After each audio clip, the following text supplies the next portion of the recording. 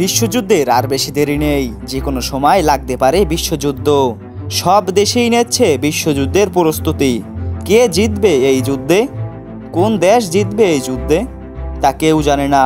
এটি যেন এক রহস্যময় ঘটনা। চলুন জেনে নেওয়া যাক আজকের এই ভিডিওতে বিশ্বযুদ্ধের সব প্রস্তুতি নেওয়া দেশগুলোর কিছু কার্যকলাপ। বিশ্বযুদ্ধের জন্য কোন দেশ কি প্রস্তুতি নিচ্ছে, আসুন জেনে নেই। আজকে আপনাদেরকে এমন কিছু অবিশ্বাস্য জিনিস দেখাবো যেগুলো ব্যবহৃত হবে বিশ্বযুদ্ধের সময়। একদিকে চলছে ইউক্রেন ও রাশিয়ার যুদ্ধ, আবার অন্যদিকে ফিলিস্তিন এবং ইসরায়েলের যুদ্ধ। আবার যেভাবে এক দেশ আর এক দেশের শত্রু হয়ে উঠতে আছে, তাতে বলা যায় না কখন লেগে যায় এই বিশ্বযুদ্ধ। বিশ্বযুদ্ধের এখনও ধারণা পাওয়া যায়নি, তবে লাগার সম্ভাবনা আসে বলে জানিয়েছেন গবেষকরা। বাংলাদেশ, ইন্ডিয়া যেমন এক দেশ এক দেশের সাথে শত্রুতা গড়ে তুলছে, আবার মায়ানমারও আসে এর সাথে যুক্ত। কোনো দেশেই জানি কোনো দেশের ছায়া দেখতে পারছে না। বর্তমানে এমন এক পরিস্থিতিতে চলে এসেছে এ দেশগুলো। আজকে আপনাদেরকে বিশ্বযুদ্ধের এমন একটি জাহাজ সম্পর্কে জানাবো, যে জাহাজটি যেন একটি জাহাজই নয়, এটি যেন একটি সাগরের দৈত্য। এটি যেমন ভয়ঙ্কর দেখতে, তেমনি এর ভয়ঙ্কর রূপও রয়েছে। এই জাহাজটি যে কোনো সময় একটি দেশকে ধ্বংস করে দিতে পারে। 10-15টা বিমান আক্রমণ করলেও এই জাহাজটির কোনো ক্ষতি হবে না। এটি এমন একটি জাহাজ যেটি বিশ্বের সবচেয়ে বড় যুদ্ধ জাহাজ। এই জাহাজটির নাম লামিলিয়ামো। এই জাহাজটি তৈরি করা হয়েছিল দ্বিতীয় বিশ্বযুদ্ধের সময়। এই জাহাজটি তৈরি করেছিল জাপান। এই জাহাজটি যেমনি দেখতে, তেমনি এর ভয়ঙ্কর আক্রমণও।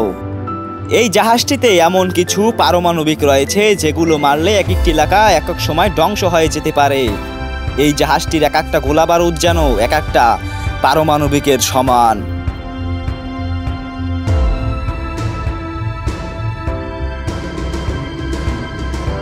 এই জাহাজটির উপর যদি শত শত বিমান আক্রমণ করে, তবু এই জাহাজটির তেমন কোনো ক্ষতি হবে না। এর চেয়ে বড় যুদ্ধ জাহাজ এর আগে আর কখনো তৈরি করা হয়নি।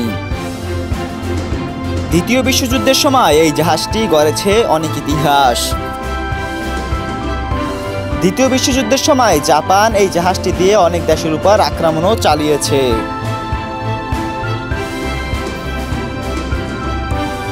কিন্তু এই জাহাজের সাথে ঘটে যাওয়া এমন একটি সংবাদ রয়েছে যেটি শুনলে আপনারা সবাই ঘাবড়ে যাবেন। দ্বিতীয় বিশ্বযুদ্ধের সময় সাল ছিল 1945, 19শে মার্চ। এই জাহাজটি সাগরে যুদ্ধ করতেছিল। সেই সময় আমেরিকার অনেকগুলো হাজার হাজার বিমান পাখির মতন এসে এই জাহাজটির উপর আক্রমণ করে। এই জাহাজটির পাশেও অনেক বিমান ছিল, তবু হাজার হাজার বিমানের সাথে এই জাহাজটি পেরে ওঠেনি। এইরকম শত শত বিমানের আক্রমণ যেন লামিলিয়ামোকে কাবু করে দিচ্ছিল, তবু লামিলিয়ামো একের পর এক গোলাবারুদ আক্রমণ করে যাচ্ছিল।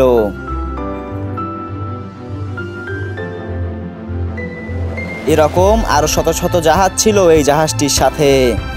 এটি হলো নতুন ভিডিও ফুটেজ, ওই রকম করেই বানানো হয়েছে যাতে মানুষদেরকে বোঝানো যায়।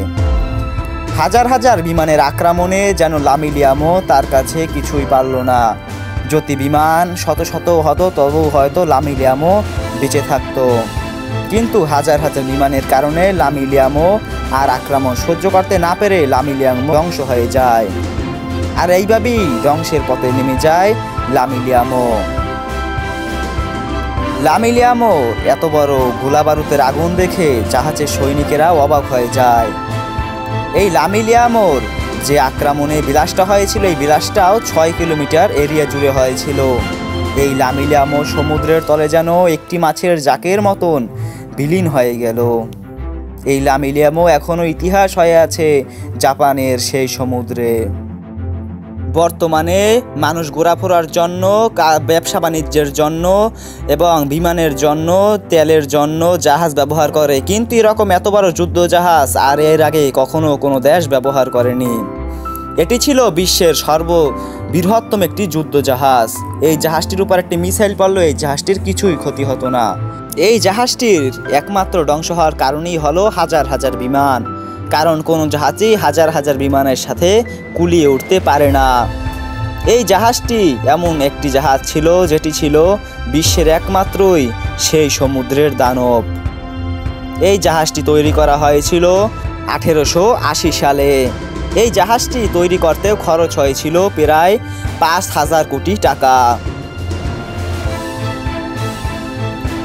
এই জাহাজটি অনেক ইতিহাস রেখে গেছে এখনো সেই জাপানে।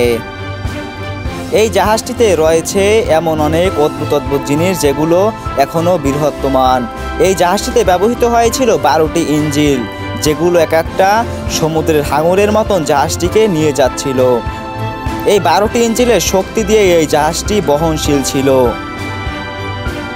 বিশ্বযুদ্ধের জন্য ট্রেনিং দেওয়া হচ্ছে জাপানি সেনাবাহিনীদের, যাতে দ্বিতীয় বিশ্বযুদ্ধের মতন তাদের আর হেরে যেতে না হয়।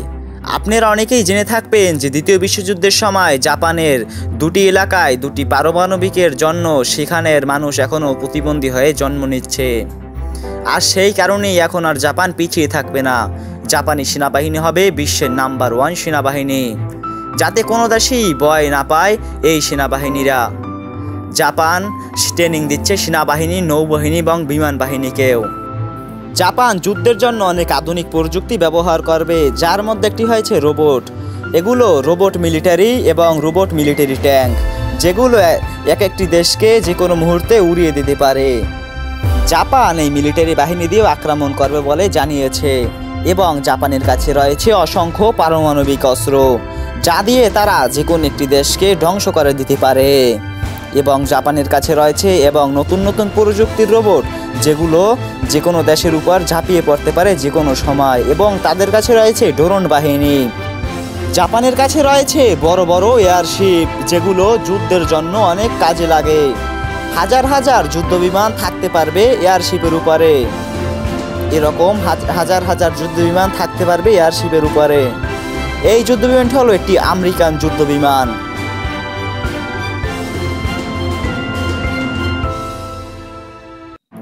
এই যুদ্ধবিমানটি কিভাবে আক্রমণ করে দেখুন।